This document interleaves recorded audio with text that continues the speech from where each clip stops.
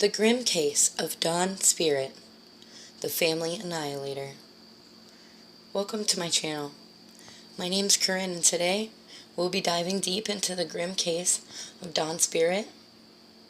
Just a friendly reminder, this is a rather shocking case. It will involve the death of children. If you are sensitive to this type of content, please click away now. At around 4 o'clock on September 18th of 2014, a call was placed to 911. That call would forever rock the small town of Belle, Florida. 51-year-old Dawn Spirit had a long history with violence and crime, spanning back for longer than 20 years. He had been in and out of jail for crimes including battery, depriving a child of food or shelter, leaving the scene of an accident, and felony marijuana possession. Another notable crime of Dawn Spirit's: in 2001, he shot his 8-year-old son Kyle during a hunting trip.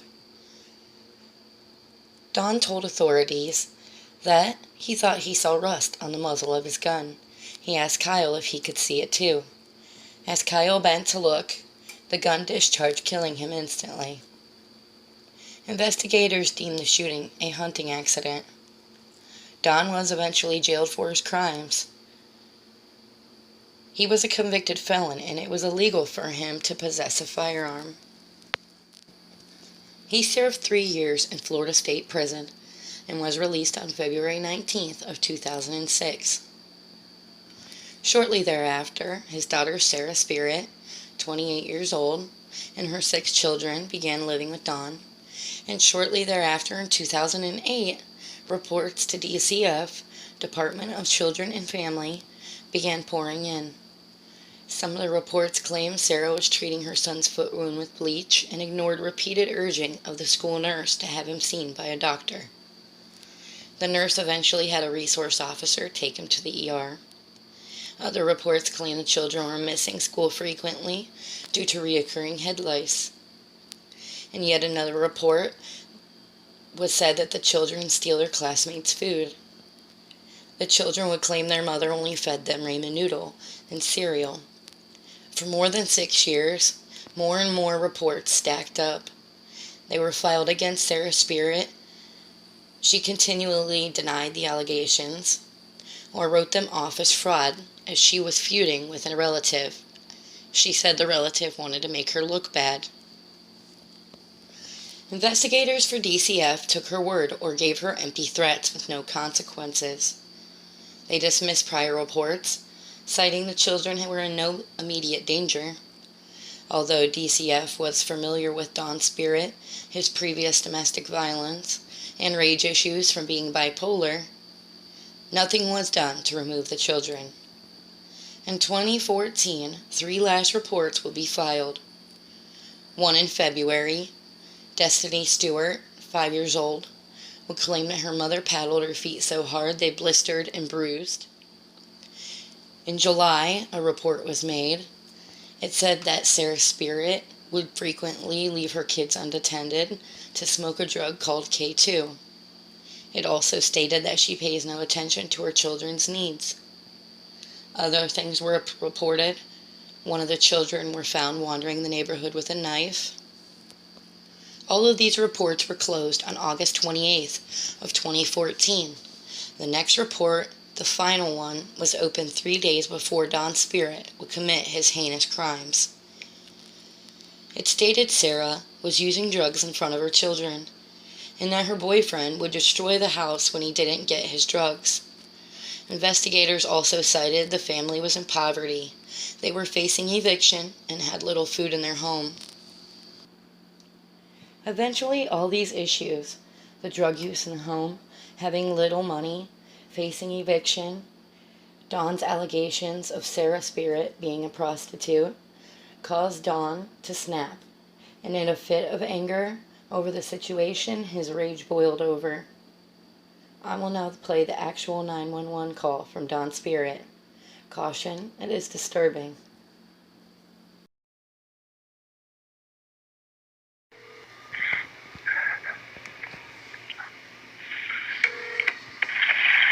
County 911, what's the address of the emergency?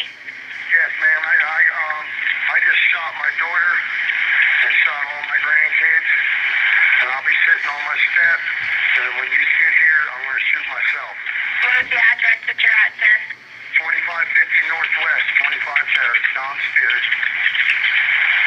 Every one of them are dead. You said your name is Don Spirit? Yep. Alright, Don, what kind of gun do you have? It doesn't matter what kind of gun I got. They're all dead, and then when you get here, I'll shoot myself, and then you figure out what kind of gun it is. How long did this happen, Don? I don't want to hear it, man. I'm telling you every fucking thing. Just bring the motherfuckers out here, that's all. Because all the kids are dead in the house. Okay, how many people? Okay, how many people? 6 kids, 1 adult. 6 kids and 1 adult? Yeah. One of them is a baby.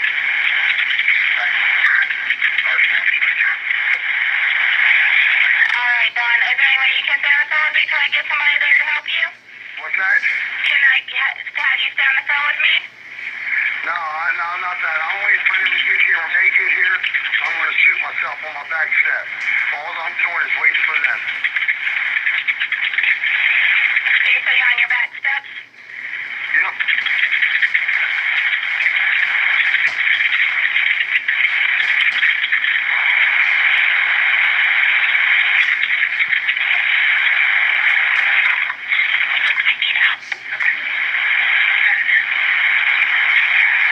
Okay, Don. The police would arrive 9 minutes later. Don would be ranting to them, stating that the Stewarts had ruined his daughter and turned her into a prostitute. He said they also made her turn to drugs. He said, "I am just tired of them all, but today I took care of it." He then retrieved his gun and shot himself in the head. Police would later find Sarah's body under a tarp. She had been pistol whipped, stabbed 6 times, and shot in the head once. Unfortunately, Don had kept his word. Sarah Spirit's 5 oldest children were found throughout the house. 11-year-old Caleb Coleman, 9-year-old Kylie Coleman, 8-year-old Jonathan Coleman, 5-year-old Destiny Stewart, and 4-year-old Brandon Stewart were all found with a single gunshot wound to the head. The baby of the family, Aliana Stewart, 2 months old, had been shot in the stomach. She had also passed away from her injuries. Don Spirit was set on a family annihilation, and he did just that. Don single-handedly killed his entire family. And even though authorities were given multiple chances to take the children, monitor them more closely, force more support upon them for the children, DCF just kind of accepted word for truth from Sarah. There was no real deep investigation until it was already too late and the children were gone. DCF claimed that none of the reports associated with the family could have helped see that this massacre was going to happen in the future.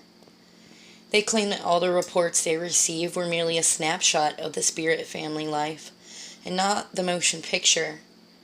My take from that statement is that DCF were only going purely on the reports one at a time instead of looking at the Spirit family history as a whole. As a side note, I would like to have added more content about the character of the children, things that they liked, or, how they acted, or what they loved. But unfortunately, there was no information with those details about the children, only their names and ages. If you enjoyed my content today, please give it a like and subscribe. And if you have a case suggestion, drop it in the comments below. See you next time.